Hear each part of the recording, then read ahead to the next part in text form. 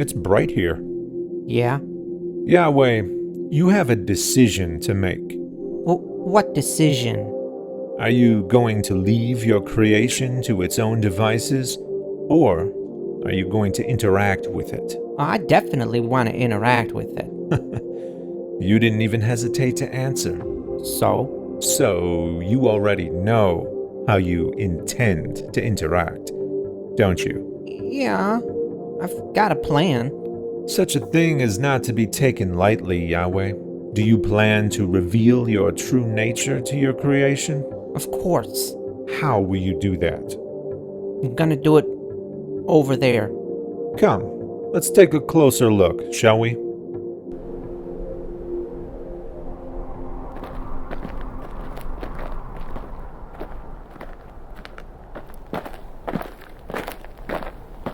Here. Here?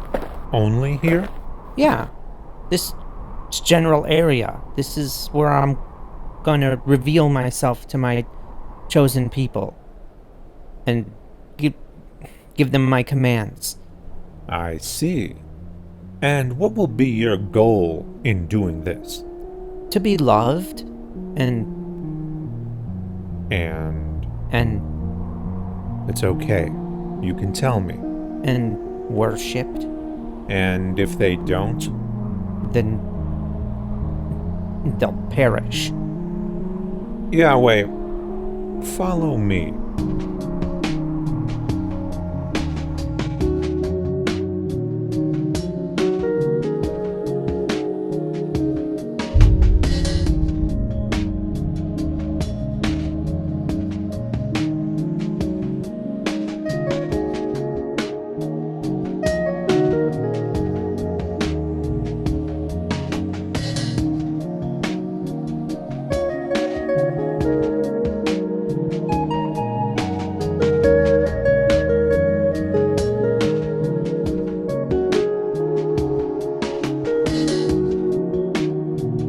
This general area, from the Tigris in the east to the Mediterranean in the west, and from Mount Ararat in the north to the Nile in the south, this tiny section of your creation will encompass the entirety of your interactions, recorded within your sacred texts. Tiny? This is a rather significant portion of land, if you ask me. Oh, it surely is, Yahweh, but this is hardly the extent of your creation. While you involve yourself with the traditions and politics of this little area of the world, the rest of the planet will continue in its many diverse ways without your interactions. They will develop their own religions and cultures, many of which will conflict with the ones you grace. From the many tribes of Africa to the Celts of Europe and to the rest of Asia, Buddhists and Hindus of China and India, vast land masses populated by billions of people. You will not interact with them. What of Indonesia and Australia? Across vast oceans, the tribes of North America will be ignorant of your earthly interventions, as will the Aztecs and Mayans of Central America and the Incas of South America. Entire continents of your creation inhabited by countless generations who will know nothing of your dire message.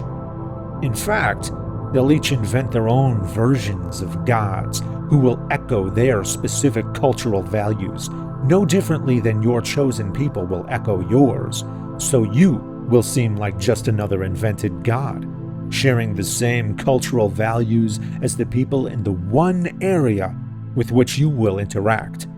That is a significant coincidence, Yahweh, for as some will eventually notice, gods always behave like the people who create them. So, you think I should just go around revealing myself to all these civilizations? Go around? No, Yahweh, you're omnipresent, so you're already among them. Always. Why remain hidden to those in South America but not to those in the Middle East? Why would mere geography affect an omnipresent God's interaction with his creation? Geography should only affect man-made gods. Given your plan here, I'm beginning to wonder why any human beings should exist beyond the Middle East at all. Come with me, Yahweh. Let's look at the bigger picture. Around half of the people on Earth will eventually develop religions based on your existence, and those religions will violently conflict with each other. Whether they believe the Earth is the place you sent your one and only son to be sacrificed, or that Muhammad was your prophet, or that the Jews are your chosen people, it's all about Earth. But look around. There are other planets here, revolving around this star. And this star, this massive object that's 1.3 million times larger than the Earth, is actually microscopic compared to the rest of the galaxy, which has hundreds of billions of stars, with systems of planets also numbering in the hundreds of billions, of which at least 8.8 billion are Earth-sized and inhabitable zones. Now, we could cross this galaxy if we traveled at light speed for 100,000 years. Yet even this incomprehensibly massive galaxy is microscopic, because there are hundreds of billions of galaxies. Try to wrap your mind around that. There's roughly 7.5 quintillion grains of sand on Earth, in every ocean, beach, and desert combined, yet there's octillions of stars in the universe. You knew that, though, because you're omnipresent, which means you're simultaneously amongst each and every one of those octillions of stars and all their systems of planets. And of all those many worlds, you're going to send your one and only son to a tiny area on one planet. Or have Muhammad convey your message there, or declare that the Jews there are your chosen people. You're going to do everything on that little area of land and have the few primitive bipedal organisms who happen to live there write down conflicting accounts about it on little pieces of parchment, so that it can be shared and fought over with other primitive bipedal organisms on a single world amongst octillions.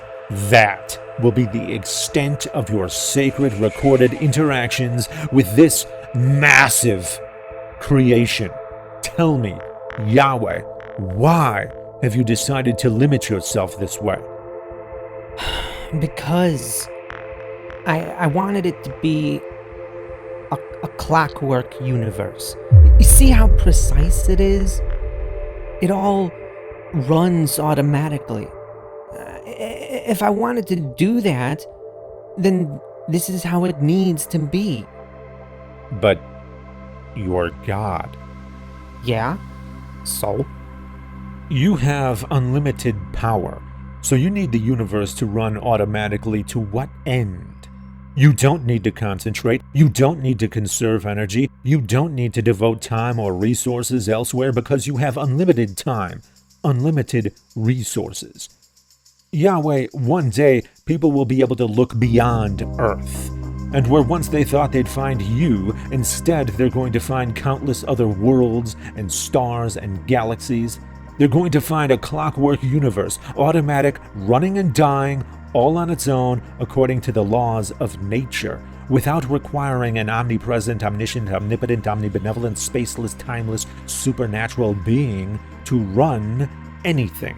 But they're going to ask who created those finely tuned laws of nature. The design of the universe itself will be the evidence of my existence and nature. Will it?